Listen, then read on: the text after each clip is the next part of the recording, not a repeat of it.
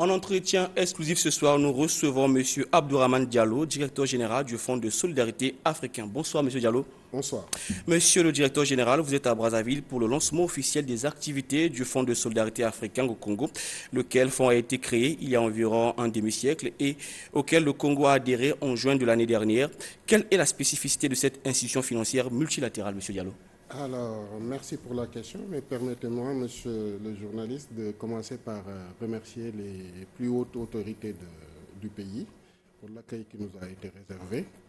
Également me réjouir véritablement de l'adhésion du Congo au Fonds de solidarité africain. C'est un acte noble parce que c'est un pays frère qui rejoint une famille. D'accord. Alors, pour en revenir à votre question, effectivement, le fonds existe depuis 1975 et a effectivement commencé ses activités en 1976. La spécificité?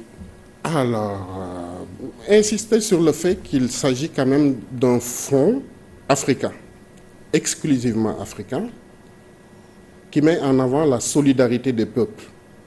Parce que nous, ce qu'on cherche à promouvoir, c'est le fait de mettre en commun des ressources, de mutualiser des ressources des pays pour pouvoir adresser les difficultés d'accès au financement. Aujourd'hui, vous avez eu une séance d'échange avec les principaux acteurs du système bancaire congolais. Pourquoi ce choix des directeurs généraux de banques comme première cible de votre mission en République du Congo? Parce que c'est à ce niveau, au niveau des banques, que les choses se font. C'est-à-dire les banques servent de relais à nos initiatives. C'est par les banques, c'est aux banques que les entrepreneurs, les petites et moyennes entreprises notamment, s'adressent pour pouvoir bénéficier d'un crédit, pour pouvoir financer et mettre en œuvre leurs projets. Donc c'était important pour nous de leur parler, de leur expliquer nos mécanismes d'intervention et puis de leur dire de manière claire ce en quoi on pouvait les appuyer pour pouvoir atteindre notre clientèle cible, c'est-à-dire les secteurs prioritaires pour l'économie congolaise. Monsieur le directeur général, le Fonds de solidarité africain sera bientôt opérationnel en République du Congo. Tout ceci pour quelle opportunité? Alors, les opportunités au Congo sont immenses. Il y a des opportunités pratiquement dans tous les secteurs. Par exemple? Voilà, vous avez le secteur de la transformation du bois. On a eu l'avantage de discuter avec le ministère de la forêt. Également dans les services.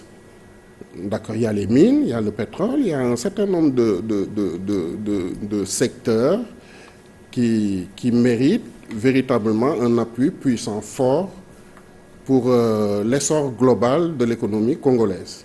Monsieur Diallo, nous sommes pratiquement à la fin de cet entretien, mais quel message adressez-vous aux agents économiques du Congo?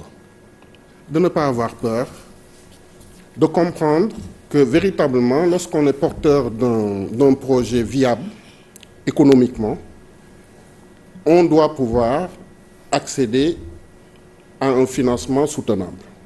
Monsieur Diallo, merci d'être venu sur ce plateau pour nous parler du lancement officiel des activités du Fonds de solidarité africain en République du Congo. C'est également la fin de cet entretien. Au revoir et à demain 20h. Merci, c'est moi. Merci.